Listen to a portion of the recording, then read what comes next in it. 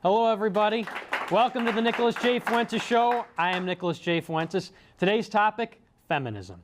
What exactly defines a feminist in the 21st century? Is the modern feminist movement true to its core principles, and is it representative of the majority of women in America? Are those core principles consistent with the founding principles of individual liberty and equality of opportunity? The answer to these questions and more coming up.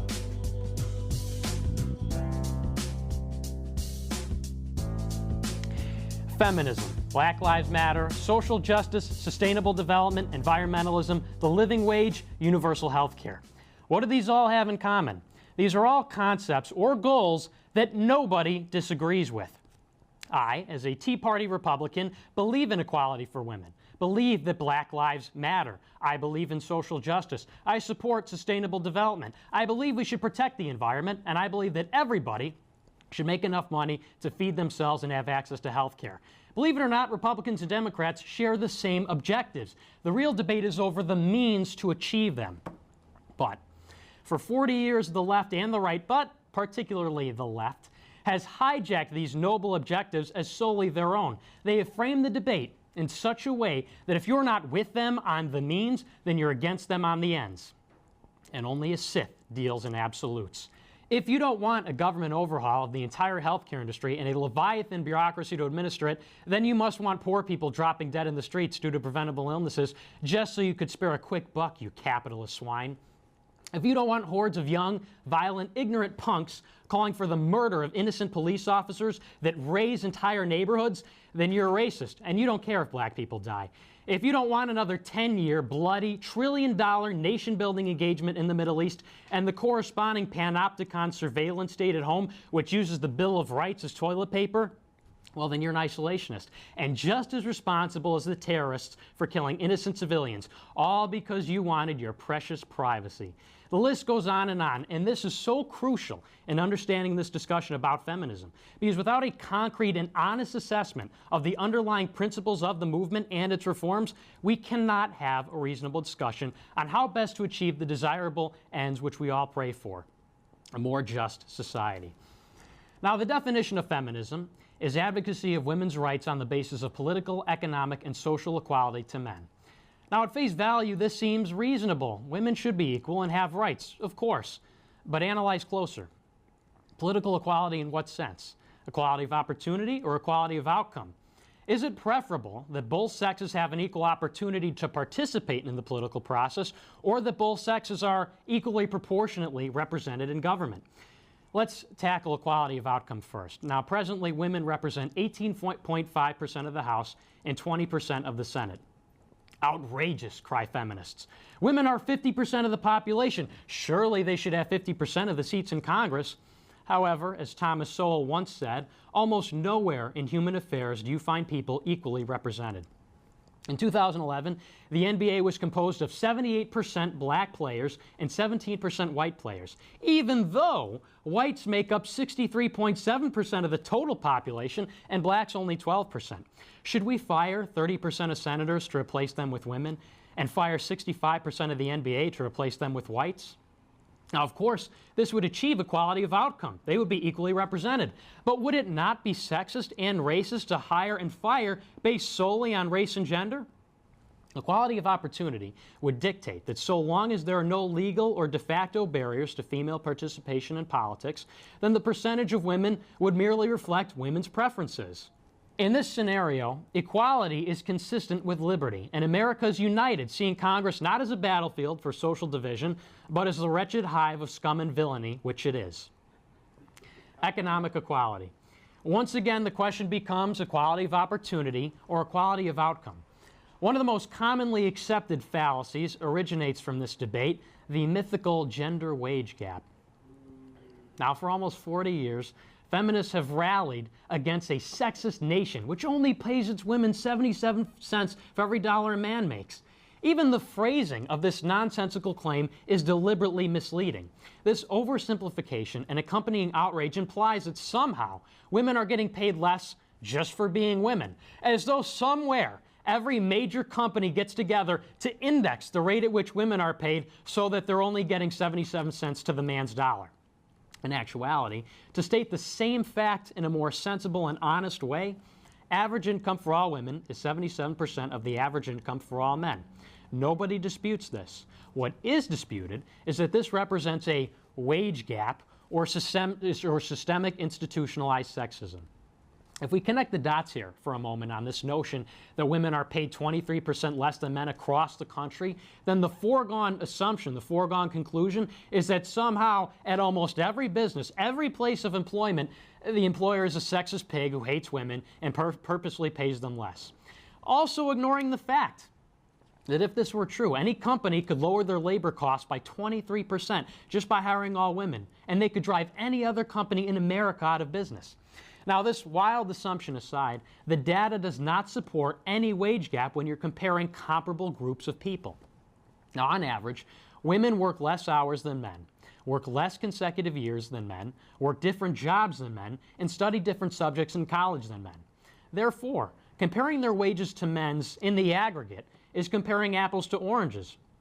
In all fields, when controlled for comparable hours, experience, time in the workforce, and education, the wage gap all but disappears, and in some cases, women make more than men. Equal pay for equal work is real economic equality, and that is just what we have under the present system. Equality of opportunity, too, applies here. So long as there are no barriers to female participation in the workforce, unequal outcomes are the result of unequal or equal opportunity, unequal inputs, and the freedom to choose. Finally, we have social equality. Now, really, this can only be measured comparatively. There's no objective, quantitative measure of culture. But let's look at other cultures, as ours is generally just chivalrous behavior. In India, it is not uncommon for women to be burned alive by their husbands if her family does not provide sufficient dowry, because they still arrange marriages there. In Saudi Arabia, famously, women are not allowed to drive, leave the house, show any skin in public and in many cases in private, or pray in the same spaces as men. In more than 30 countries, female genital mutilation is employed to purify women's bodies. And in more than 14 countries, women are killed to preserve family honor. Given these examples and countless more around the world today, frankly, I find it sickening when feminists here will condemn America from the cushion of their computer chairs and behind a screen for manspreading or being catcalled. Now, of course, there's a question of abortion and birth control. Now, abortion is debate fundamentally about the supremacy of rights of either the mother or the unborn child. The contraceptive debate is a debate about positive and negative rights. Contrary to the political circus, neither of these issues constitute a war on women. There's no baby killers, there's no people oppressing women. It has nothing to do with this. Rather, these are complicated constitutional questions which happen to be regarding a feature specific to women. Many also propagate the absurd claim that 1 in 5 women get raped in college, that there is some invisible rape epidemic on college campuses. But these statistics are misleading. The 1 in 5 number is based on one study, which surveyed 2 universities. And the survey itself was bogus anyway. According to the Washington Examiner, this study was actually an online survey that took 15 minutes to complete. Only 5,000 people took it, and they were provided a $10 Amazon gift card on its completion. This survey would not pass AP statistics, let alone serve as basis to shape federal policy. It seems then that the only widespread social problems women face today in America is obnoxious men, but that's an everybody problem. After breaking down each of the goals of feminism, which are political, economic, and social equality in America, you can sensibly conclude that feminism had won a long time ago and is now an anachronism in the 21st century West. Modern feminism, modern Western women have more economic, political, and social equality than women of any other country at any other time in history. We should be grateful and not so spiteful. The real feminist movement ought to be directed at Asia, the Middle East, and Africa. And it is shameful to pretend that the imaginary oppression of women in America even approaches the real persecution of more than 50% of the world's women in these regions. I support the liberty of all groups anywhere, so call me a feminist. But the fight for women's rights here is over. Now it's time to win it over there. Coming up, I debate modern feminism with 2 real-life women. Take that, Dad. So stick around. We'll be back after a short break.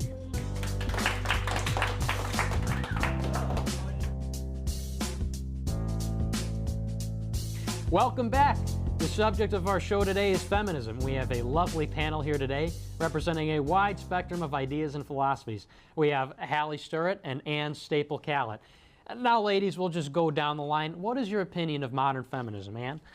Well, I would say I'm a supporter of it. I know earlier, before the cameras were rolling, you mentioned third wave feminism, and I think that I agree with you that a lot of those things are based on the outcome versus means, I think was the wordage you used, and I think that over decades and centuries, the outcome has always been the same, but I think criticizing the means is what you're really going about. So then, Ann, is there still a need for feminism in America, or do you think we've largely achieved the objectives that we sought out? Absolutely, I think there's still a need for feminism in America, and I agree with what you're saying, that there are definitely things globally that we need to focus on, but I think it's a bogus way of thinking to say that because other people are suffering that makes our suffering invalid. I think what feminism is it covers all of those grounds, and it covers every single thing, and I know that I come from a place of privilege when I say that, and I'm not saying that my needs as a upper middle class white woman in America are more important than anyone overseas in Africa or Asia, but I think that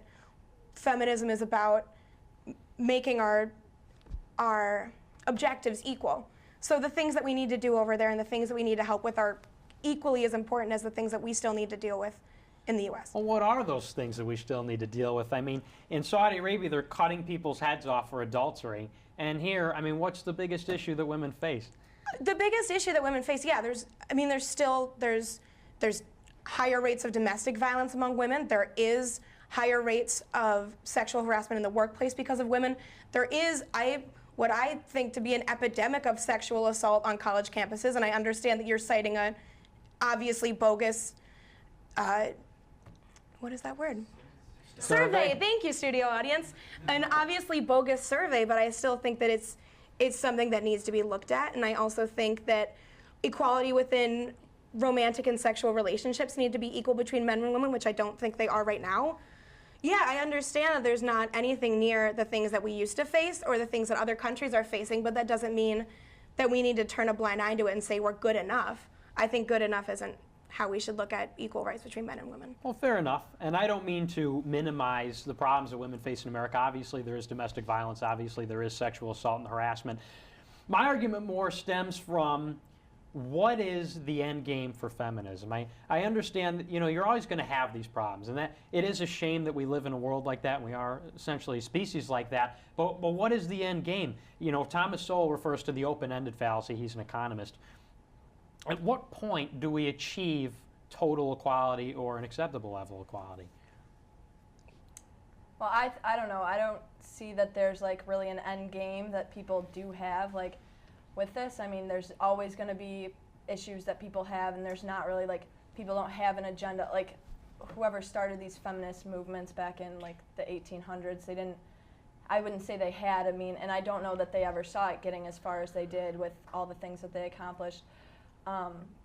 With that being said, there's things in all social issues that people are always going to be pushing for more. So I don't know if there's ever going to be a point where we're satisfied, and that's sort of human nature, that they're always driven to be better and achieve more, and we just see this more and more, how we want more rights for everyone. And I'm not saying that's a bad thing, but I am saying that there is a point where some people are going to realize that enough is enough, and you can't always achieve what you have in your ideal mind. Well, I don't think there is an end objective.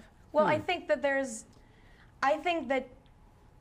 we've all agreed, and it's said by every single person always, that we're never going to achieve these things, we're never going to get everything perfect, and I think that's absolutely true. But I also think that that can't stop people from still trying to make a better society, and I think that a perfect society is not going to be achieved in our lifetime or our kids' lifetime or our grandkids' lifetime, but I still think that the point of feminism and the point of fighting racism and the point of pushing for equality, there isn't a specific, on this day, when this happens, we will be done, but it is a continuous effort to make things better for our generation, for the generation that comes next. All right, well, I think that's a fair conclusion to that question. I think we can find some common ground there, that we all agree that we always should be striving for more. I think the difference of opinions here is what constitutes sufficient. Enough. Right, exactly. But I guess that's a good common ground to be at. Now, the second question, of course, is fact or fiction, the gender wage gap? What are your thoughts? Well, I don't want to argue all of the statistics that you've thrown out already. I think that it's something we need to look at, and it's something we need to be taking seriously. Yeah. I don't have the numbers that you do to back those kind of things up, and I don't have the statistic to shut you down, but I don't think that we're ready to wave that off as being imaginary yet. All right, Hallie? I would agree with Anne. Really? What she says. You know, see, because I hear often, and there was a women's rights group I was reading about, it was reported by the American Enterprise Institute, and they actually said in their 2007 report on the gender pay gap that most of it was because of women's choices. And I think... What women's choices specifically are you citing there? Well, women's choices for what they want to study in college, what they want to do as a business, Are you talking family about choices. family choices, so taking care of children? Right, exactly. So I wouldn't say, you see, that's something that I would look at as a woman's choice. I would ask the question, how much of that is women's choice? And how much of those things are things that they are expected to do, especially with mothers choosing not to go into the workplace. Is that always their choice? And I'm not saying that there aren't women who make the choice to stay at home, and I'm not saying that that's a bad choice. I completely support that choice to have that be what you dedicate your time to. But I think that that's kind of a false way to look at it, because I don't know the motives for a lot of those choices that women are making that lead to that number.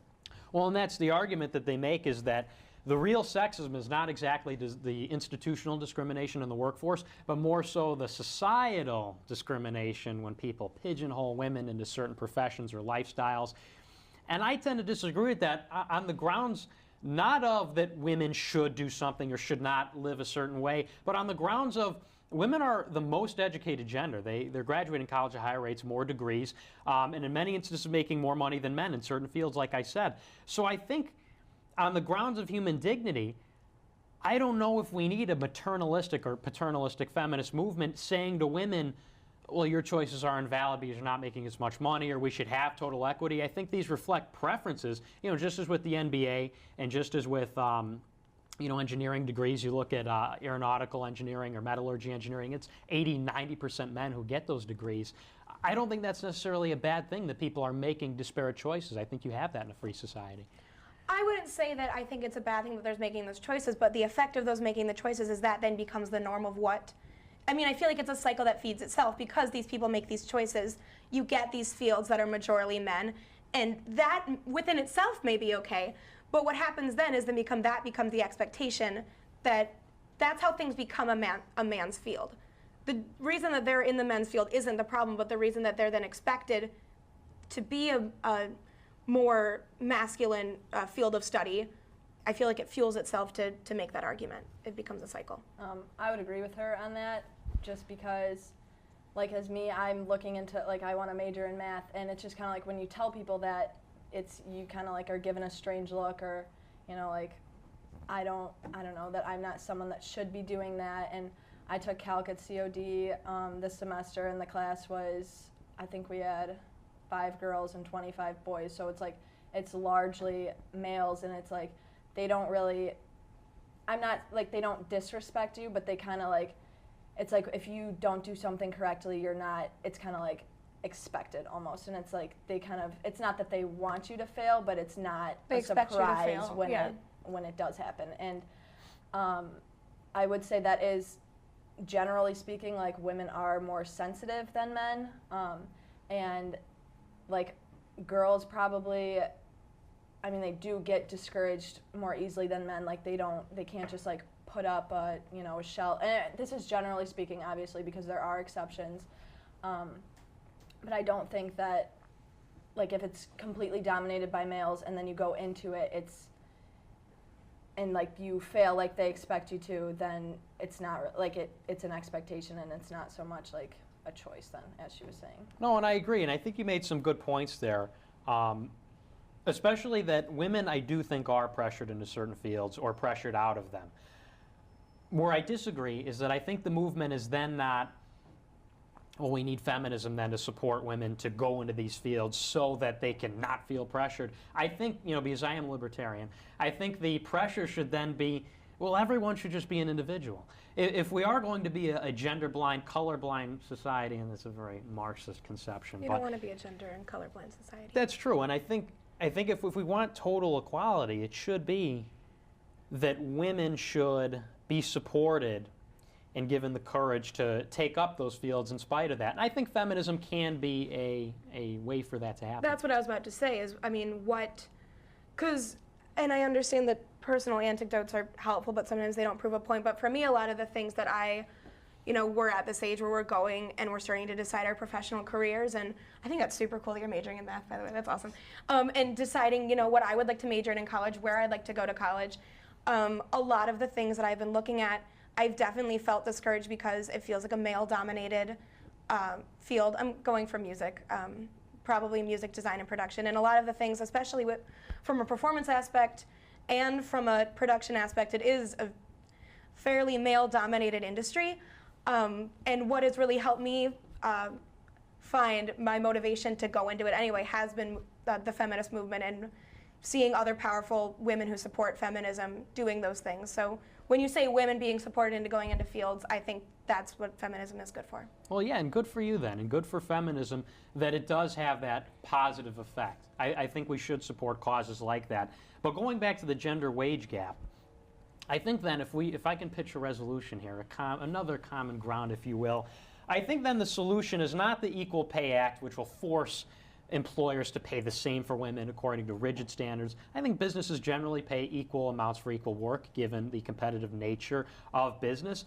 I think then the solution to the supposed gender wage gap problem, I don't think the problem is the gender wage gap. I think the gap is in those fields and the pressure on women. So then I think the solution would not be anything that addresses employers, but more so feminist groups and women. And I think that should be more of a social movement, more of a social outreach by feminists and other strong women in those fields like math to reach out to young women rather than some legislation by Congress. Do you guys agree with that? Or I would agree to a certain extent. And I think that we're making those movements to have things like that, especially in STEM fields. I'm not ready, and I guess this may come from a lack of information, but I don't know if I'm ready to write off the idea of making sure that there is equal pay for equal work, and I obviously don't know as much as you about that topic specifically, but I would say, I guess, on a fairly general scope, I agree with you. all right, very good. And then Hallie? Yeah, I would say I agree with both of you on the fact that I don't know enough to say that I don't want a legislation about it. But I also think that there's not really that much of an effort. Like, if you are going into a field that's not so like women involved and whatever, I feel like people make it kind of uncomfortable for you, like Alienating. Yeah, right. Like when you do show interest, like it's like you're almost being pushed to so much that you don't want to do it because that makes it feel more uncomfortable than if you were just to go in and experience it naturally. Like, people hear like that I'm interested in math, and it's like, now I'm overly being pushed, like, oh, that's great, like, because not many women are doing that. Like, we need more women in math. We need more blah, blah. And then it's like, look at this person who did it before you. And it's like, I don't really, like, I just kind of want to experience things for myself. But then when it's, like, being pushed on you, that it's so almost, like, counterproductive what they're trying to do because it's looked at as an unnatural thing. Like, you should just be able to do what you want without, like, having these things. And if you need to have equal pay, like, guaranteed from the government to ensure that you are able to do what you want to, then maybe that is what we need to do. I think your solution is good, but I also think that nature of solution would take a long time. Yeah, no.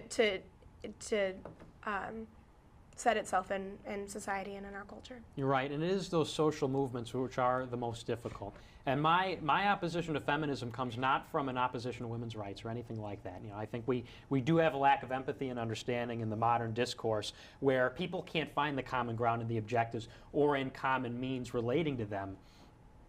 So I think that it is going to take a social movement, and as someone that's for limited government, my problem with feminism comes from government as an expedient, as something, a Band-Aid on a much larger social problem that we've discovered, which is women being pressured, rather than just something that can be legislated away, signed by the president. I would hardly call it a Band-Aid and more of a means of help, because I agree that I think that these things will mostly be solved. I mean, it's going to take a strong social movement to get these things, but as we just said, it's going to take a long time, and what about now? And as I said earlier, I mean, we are pushing for the next generation, and the reason we're doing these things is so when we have kids and we see each other at our high school reunions, we know that our kids will be having better opportunities than we did. But that still doesn't exclude the people that are living in this culture right now that aren't getting the same opportunities that they deserve.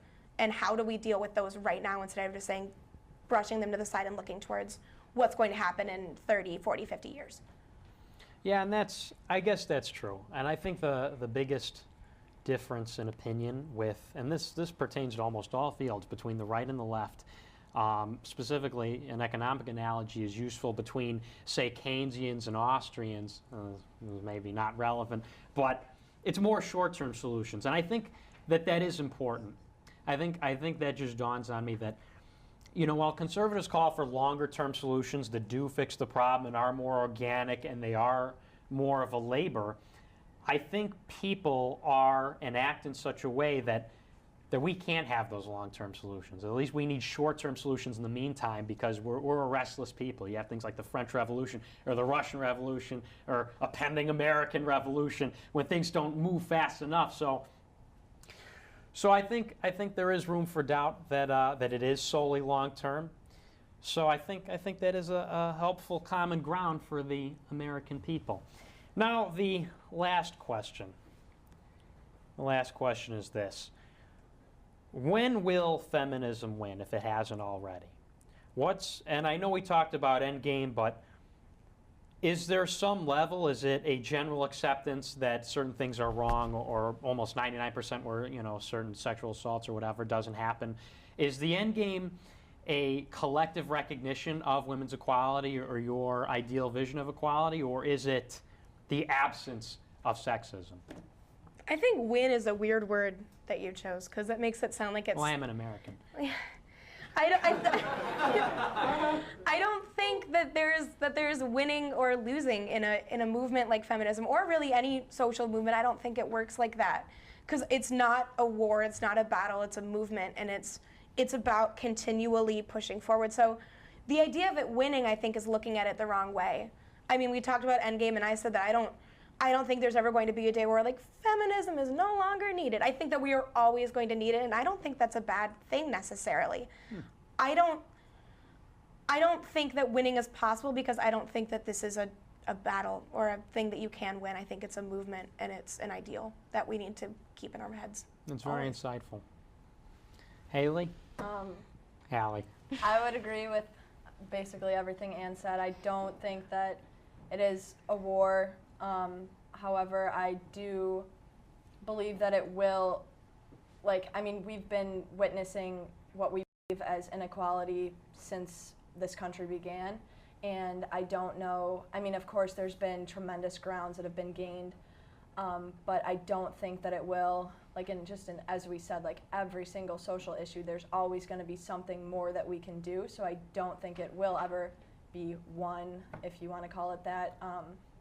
If you look at gay marriage, the legislation was passed, or the Supreme Court ruling came down, but there's, still half the country that isn't for it. And so can they call that a victory? On paper, yes, they can, but socially they're still, facing their problems and whatever. So I would say that, yeah, I don't think it ever will be won. I do agree. Because, and this is a closing thought, America was founded with civic institutions, with a moral people. The idea that government was limited and could be limited because its people were moral and took care of each other with their own voluntary organizations, like the church, like feminists, the suffragettes, you name it, civic institutions, not government institutions. And I think that's what we need more of in this country, is discourse like this between good, honest Americans looking for real solutions and not grandstanding by corrupt politicians. And I thank you for coming on my show and finding some common ground and expressing your thoughts. That's our show. I want to thank my guests, Hallie and Ann. You've been great. Join us next week. We will be talking about American foreign policy in the Middle East and the Syrian civil war. And check us out every Monday here on LTTV and the LTTV2 channel on YouTube. I'm Nicholas J. Fuentes. Thanks for watching and see you next week.